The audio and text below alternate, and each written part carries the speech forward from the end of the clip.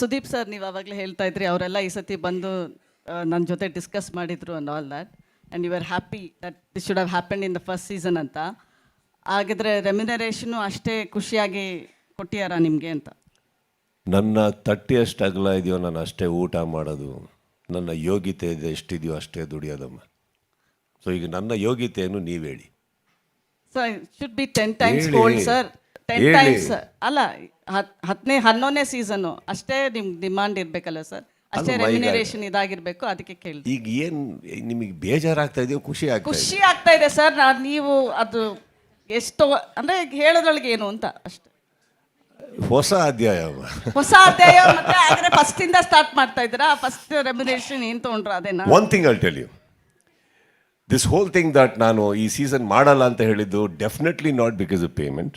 So just so you know, I am a very ethical person. ನಾನು ಅದರಲ್ಲೆಲ್ಲ ಏನಿಲ್ಲ. ನನಗೆ ಸುಸ್ತಾಗ್ತಾ ಇತ್ತು, ನನಗೆ ತುಂಬ ಟ್ರಾವೆಲ್ ಆಗ್ತಾ ಇತ್ತು. ಅದನ್ನು I just requested them. Other than that is absolutely nothing. And we should always understand that we all have a market. The region has a market. Everything has a market. And of course, ನನಗೆ ಏನು ದುಡಿಬೇಕು ಅಂತ ಇದ್ದೀನೋ ಅದನ್ನು 10 ವರ್ಷ ಇಲ್ಲಿ ತೊಗೊಂಡಿದ್ದೀನಿ, 28 ವರ್ಷ ಇಂಡಸ್ಟ್ರಿಯಲ್ಲಿ ತೊಗೊಂಡಿದ್ದೀನಿ. ಚೆನ್ನಾಗೆ ದುಡಿತಾ ಇರ್ತೀನಿ ತಾನೆ. ಬನ್ನಿ ಯಾವಾಗ ಊಟಕ್ಕೆ.